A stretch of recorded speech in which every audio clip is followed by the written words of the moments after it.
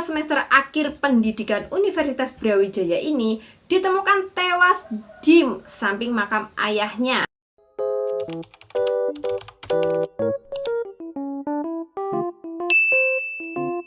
Assalamualaikum warahmatullahi wabarakatuh. Kembali lagi di channel aku dan terima kasih untuk kalian yang udah klik video ini. Di video kali ini aku akan membahas tentang kisah yang sempat viral di tahun 2021 kemarin dengan tagar Save Novia Widyasari. Siapa Novia ini? Yuk masuk. Sebelum masuk ke ceritanya, aku mau mengucapkan banyak-banyak terima kasih untuk kalian yang udah klik video ini dan nonton video ini. Dan untuk kalian yang baru pertama mampir ke channel YouTube ini, jangan lupa klik tombol like, komen, dan subscribe, serta share ke teman-teman kalian semua agar teman-teman kalian juga tahu channel YouTube ini. Oke, Novia Widyasari, gadis cantik berusia 23 tahun, kelahiran Mojokerto, Jawa Timur ini ditemukan meninggal pada tanggal 2 Desember 2021 di samping makam ayahnya. Lalu siapa Novia Widyasari ini dan kenapa dia bisa mengakhiri hidupnya sendiri? Yuk, Novia Widyasari, gadis kelahiran Mojokerto dan masih berusia belia, yaitu masih berusia 23 tahun, sedang menempuh pendidikan sastra bahasa Inggris di Universitas Brawijaya, Malang. Novia Widyasari ini menjalin hubungan pacaran dengan Bribda Randy Bagus, anggota Polres Pasuruan sejak Oktober 2019 lalu. Novia Widyasari ini juga tergolong dari keluarga yang mapan. Ayahnya bernama Erik Sadewo dan ibunya bernama Fauzan Safaroh. Ini adalah seorang PNS di Pemkot Mojokerto. Nah, namun di mata tetangganya, keluarga Novia Widyasari ini terbilang keluarga yang tertutup. Ya mungkin karena pekerjaan orang tuanya, sehingga orang tuanya jarang di rumah. Kalaupun di rumah sudah capek dan mengurus pekerjaan rumah, sehingga jarang kumpul-kumpul dengan tetangganya. Novia Widyasari ini ditemukan meninggal dunia di samping makam ayahnya pada tanggal 2 Desember 2021, tepatnya pukul 3:30 sore. Dan di tangan Novia Widyasari ditemukan sebotol minuman yang baunya menyengat. Diduga polisi ini adalah racun sianida, yang mana ini adalah racun yang diminum oleh Novia Widyasari untuk mengakhiri hidupnya sendiri. Lalu kenapa Novia Widyasari ini bisa mengakhiri hidupnya sendiri? Nah, cerita ini bermula saat perkenalan Novia Widyasari dengan Randy. Nah, kita sebut saja dengan nama Novi dan Randy. Novi dan Randy ini pertama kali bertemu di toko pakaian pada November 2019 lalu. Di pembukaan toko pakaian itu, Novi dan Randy ini sempat bertukar nomor telepon. Dan akhirnya setelah chatting dan akhirnya setelah WhatsApp, lama-kelamaan tumbuhlah benih-benih cinta di antara Randy dan Novi ini.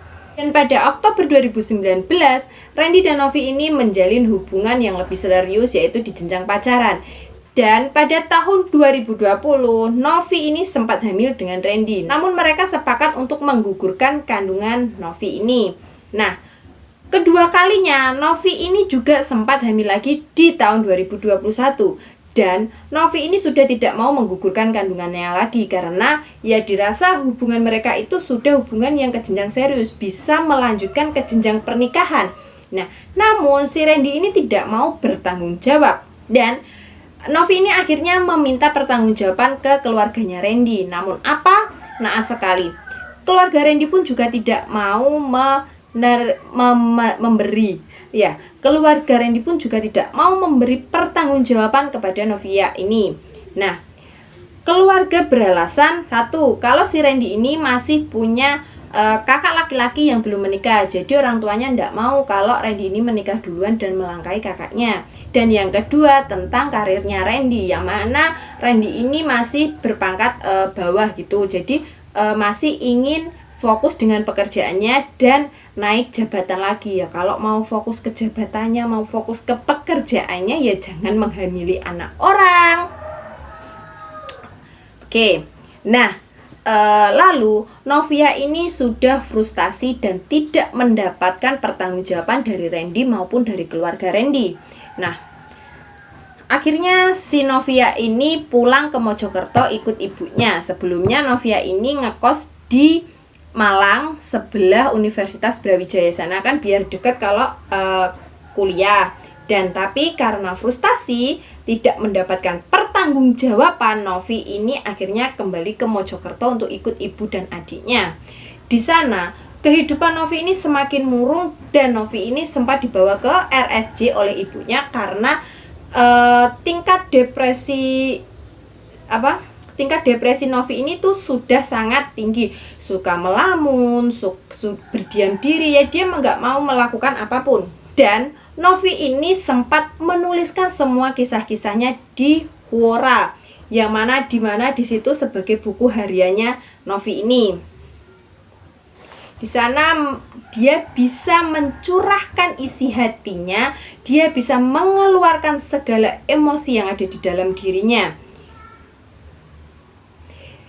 Dan sebelum Novi ini pun meninggal dunia, Novi ini sempat menuliskan niatnya untuk bunuh diri di akun Quora tersebut dan meminta maaf kepada ibunya. Lalu, pada tanggal 2 Desember 2021, Novia Widyasari dengan tega menghabisi nyawanya sendiri di samping ayahnya dengan meneguk racun sianida. Dan siapa yang disalahkan di sini? Jelas, Randy adalah tersangka utamanya. Setelah diselidiki lebih dalam dan kepolisian menemukan bahwa Randy ini bersalah, lalu Randy ini dijerat dengan kasus dan polisi menjerat Randy ini dengan dugaan melanggar pasal 348 Junto 55 KUHP tentang sengaja menggugurkan kandungan atau mematikan janin. Pada sidang perdananya, perkara aborsi kandungan Novi ini pada Kamis 17 Februari 2022, JPU mendakwa Bribda Randy dengan pasal 348 ayat 1 KUHP atau pasal 348 ayat 1 Junto pasal 56 ayat 2 KUHP. Polisi nonaktif ini didakwa melakukan 2 kali aborsi terhadap kandungan Novia atas persetujuan kekasihnya tersebut. Di sini tuh Novia juga diduga itu juga mau melakukan aborsi yang pertama. Selanjutnya, JPU ini menuntut Randy dengan tuntutan hukuman 3,5 tahun hukuman penjara. Namun, hukuman yang diterima Randy ini hanya 2 tahun penjara saja. Ini dari berbagai sumber.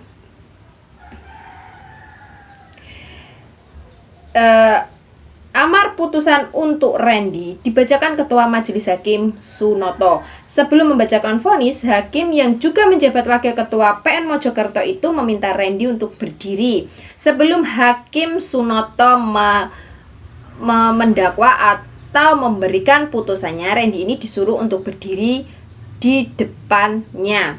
Dan lalu Sunoto menyatakan Bribda Randy terbukti melakukan tindak pidana pasal 348 ayat 1 KUHP. Yang pertama, secara sah dan terbukti Randy ini telah melanggar pasal 348 ayat 1 KUHP, yaitu menggugurkan kandungan atau menghilangkan nyawa janin. Yang kedua, menjatuhkan hukuman penjara selama 2 tahun kepada tersangka Randy. Dan hukuman 2 tahun ini adalah hukuman dirasa hukuman ini adalah hukuman ringan dari tuntutan sebelumnya, yaitu 3,5 tahun. Kenapa?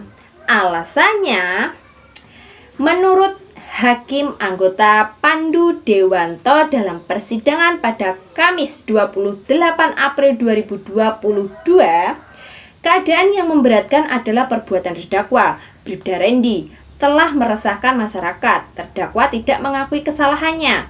Yang meringankan yaitu terdakwa bersikap sopan dan belum pernah dihukum. Jadi, dia itu sudah terbukti salah, sah, bukti-buktinya itu sudah sah kalau Randy ini bersalah. Tapi karena Randy ini berlaku sopan dan belum pernah dihukum, sehingga hukumannya diringankan. Karena sopan dan belum pernah dihukum, maka Randy ini diringankan hukumannya 1,5 tahun. Jadi hukumannya hanya 2 tahun penjara. Ya gimana ya? Hukumannya diringankan karena alasan sopan. Oke. Santai.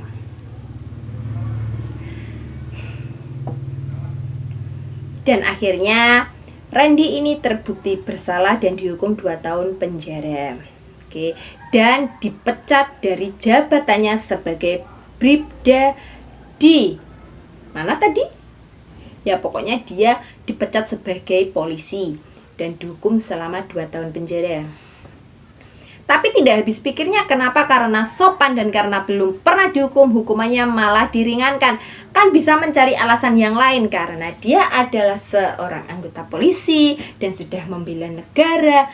Atau karena apa? Kan itu bisa. Kenapa alasannya harus sopan? Itu tadi kisah Novia Widyasari. Novia Widyasari meninggalkan banyak teka-teki, banyak rahasia. Hanya Novia Widyasari sendiri yang tahu bagaimana kronologi terbenarnya, bagaimana kisah terbenarnya. Dan Novia Widyasari membawa sebanyak-banyaknya rahasia yang dialami di dalam hidupnya di samping makam ayahnya pada tanggal 2 Desember 2021. Semoga Novia Widyasari diampuni segala dosa-dosanya dan diberikan tempat yang terbaik, dan semoga rahasia itu tenang abadi bersama Novia Widyasari. Untuk ibunya yang sudah ditinggalkan, semoga saja diberikan kelapangan hati dan kelapangan hidup agar bisa melanjutkan hidupnya dengan sangat baik. Dan untuk Randy, semoga menjalankan hukumannya dengan sebaik-baik mungkin dan memberikan pertanggungjawaban atas apa yang sudah dilakukannya. Dan di sini pesan moralnya untuk kalian semua, kalau masih belum bisa bertanggung jawab, kalau belum mau melanjutkan ke jenjang pernikahan, dimohon sangat untuk tidak melakukan tindakan yang sangat merugikan diri sendiri ataupun orang lain. Karena cinta itu tidak selamanya indah. Oke? Terima kasih sudah nonton video ini sampai akhir. Sampai jumpa. Salam. Wassalamualaikum warahmatullahi wabarakatuh.